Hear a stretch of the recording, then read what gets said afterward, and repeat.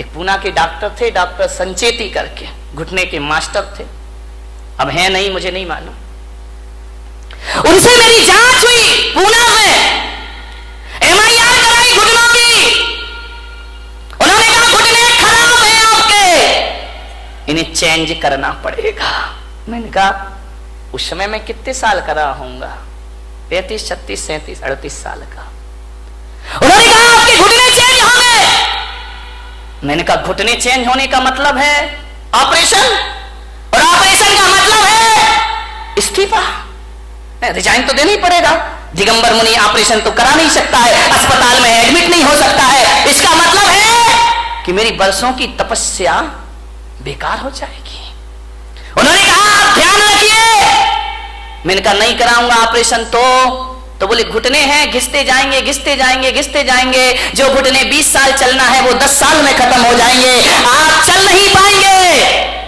आप आसन लगा के ना बैठे। मान्यवर, जो आप मेरे कमरे में यहां पे देखते ना, मैं इस पर बैठा हूं, ये मेरा शौक नहीं है पैर में, इसलिए मुझे इस पर बैठना पड़ता है। बाकी सिंहासनों से हमारा कोई मोह नहीं हुआ करता है, ये समाज की व्यवस्था है। उन्होंने कहा कि पैर मोड़ के नहीं बैठना, तकलीफ होगी आपको। तकलीफ इतनी बढ़ी इतनी बढ़ी इतनी बढ़ी इतनी बढ़ी 2007 तक कि मुझे बिहार करने में दिक्कत होने लगी, पैरों में भयंकर दर्द रहता। मेरा 2007 में सूरत चतुर्मास हुआ, वहां से मैं पावागढ़ के लिए गया तीर्थ यात्रा करने के लिए, और जैसे ही पावागढ़ पहुंचा 3500 सीढ़ियां पावागढ़ की गुजरात में। मैंने कहा इतनी सीढ़ी मैं कैसे चढ़ूंगा। तो मैंने विचार किया कि कल सुबह भक्ति करके पाठ करके मैं जाऊंगा पावागढ़, नीचे वाली सीढ़ी पे खड़ा होकर उस तीर्थ की वंदना कर लूंगा। मेरे पैरों में इतनी ताकत नहीं है।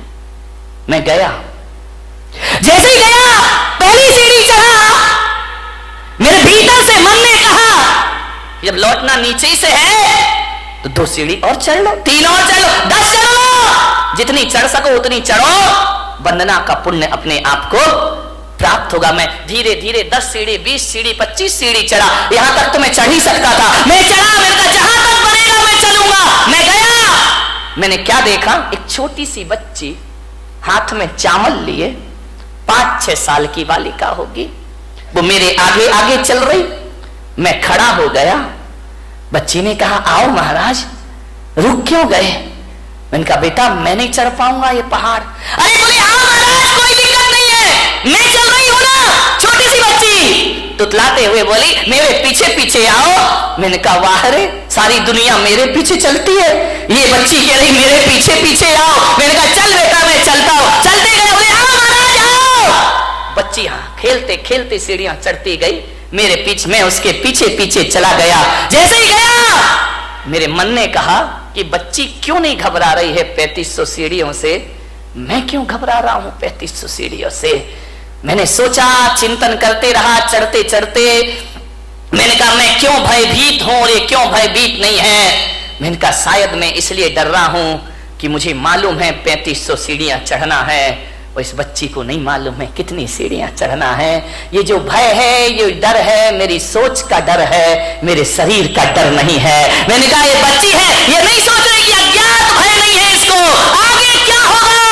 ये बच्ची नहीं जानती है, वर्तमान में जीती है, ये चढ़ने का आनंद ले रही है, इसे नहीं मालूम पहाड़ कितने ऊंचे हैं। मैंने कहा चलो, जब एक 5 साल की बच्ची चल सकती है तो मैं क्यों नहीं चल सकता हूं, मैं भी चलूंगा। लेते गई वो बच्ची, महाराज आइए पधारिए।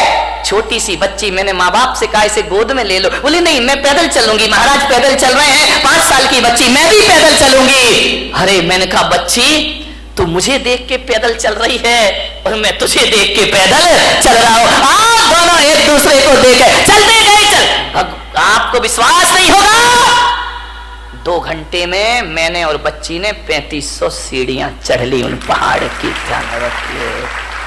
जो कभी 2nd फ्लोर में आहार में जाना नहीं चाहता था, 3500 सीढ़ियां चढ़े। किससे चढ़ी मेरे भाई, ना कोई मंत्र, ना कोई ताकत, ना कोई शक्ति, हौसले बुलंद रखिए। मैं वहां पर चढ़ा, रात्रि विश्राम वहीं हुआ और सुबह ऐसे उतर के आ गया। वो दिन है और आज का दिन है, मेरे घुटनों का दर्द कहां है मुझे पता ही नहीं है। कोई दर्द नहीं है।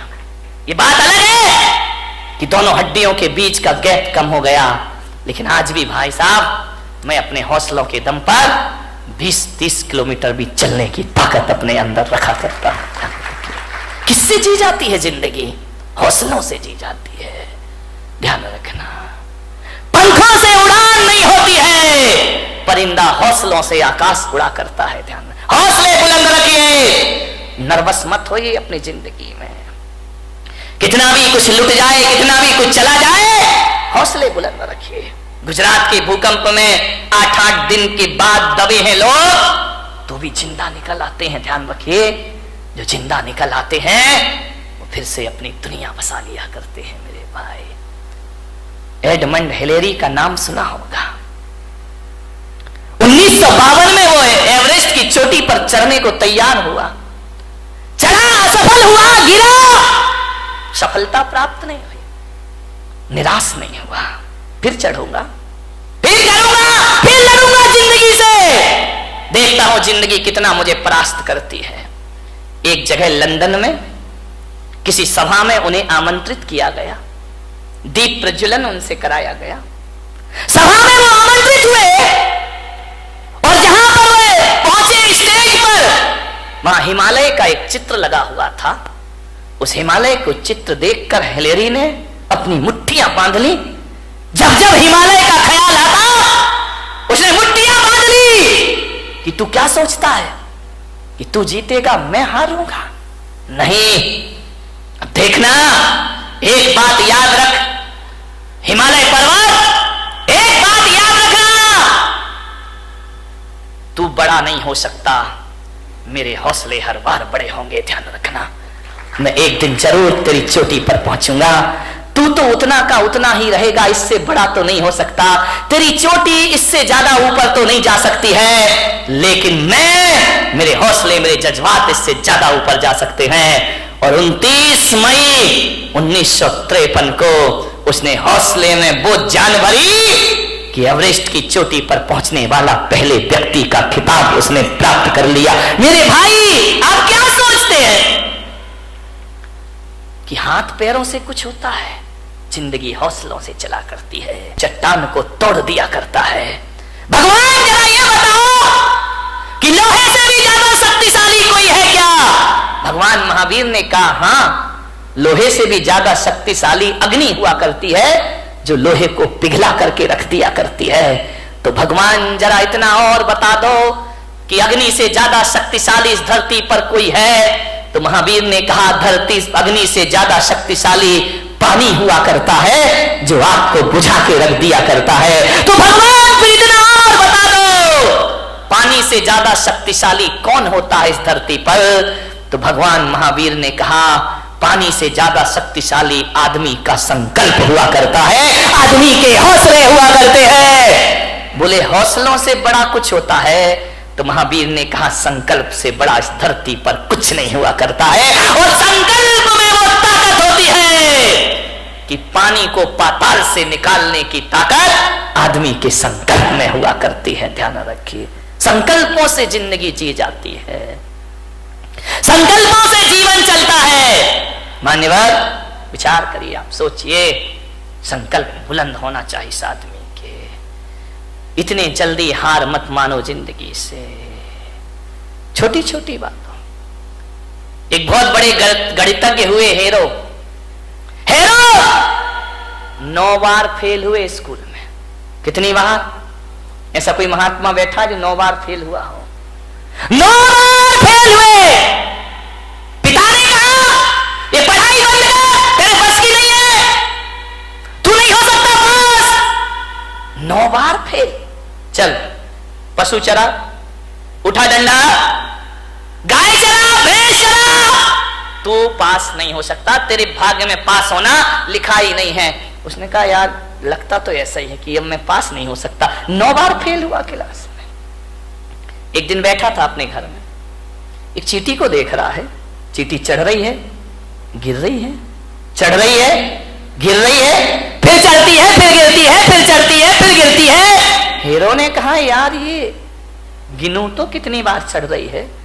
उस दिन वो चींटी 99 बार चढ़ी और गिरी, 100वीं बार ऊपर चढ़ी। उसने कहा मिल गया। पिता से कहा मैं स्कूल जाऊंगा, मैं पढ़ूंगा। बोले पागल है क्या, 9 बार फेल हुआ है। बोले 9 बार हुआ हूं ना, अभी 90 बार बाकी है।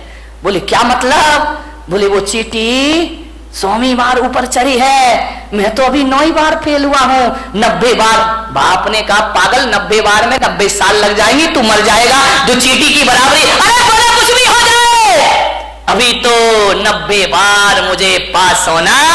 एक बात लग जाए आदमी को तो जिंदगी बदल जाया करती है, एक बात में जीवन के सूत्र मिल जाते हैं। बोले 90 बार तभी और पढ़ना है मुझे। बहुत जिद की पिता से, पढ़े लिखे, मालूम है 10वीं बार में वो बच्चा पास हो गया और वो सबसे बड़ा गणितज्ञ बन करके खड़ा हो गया। उसकी किताबें मैथमेटिक्स में चला करती हैं, ध्यान रखिए। इतना महान गणितज्ञ बना, उसके जैसा गणित के सवाल हल करने वाला दुनिया में दिखा। आदमी थक जाता है, आदमी हार जाता है, आदमी अपनी सोच से हार जाता है। एक बात बताइए, 2 पहलवान लड़ रहे हैं, दोनों की शक्ति बराबर है, दोनों के दांव पेंच एक से हैं, कुश्ती लड़ रहे हैं, दोनों के एक से दांव पेंच, एक ही गुरु, एक सी ताकत, एक हारता है, एक जीतता है। बताओ भाई कौन हारेगा, कौन जीतेगा? बोलिए, आपसे मेरा निवेदन है, दोनों लड़ रहे हैं, एक सी ताकत है, एक से दांव पेंच है, कुश्ती लड़ रहे हैं। एक से वजन और एक सी ताकत वाले होने के बाद भी एक तो हारेगा ना, एक जीतेगा। कौन हारेगा?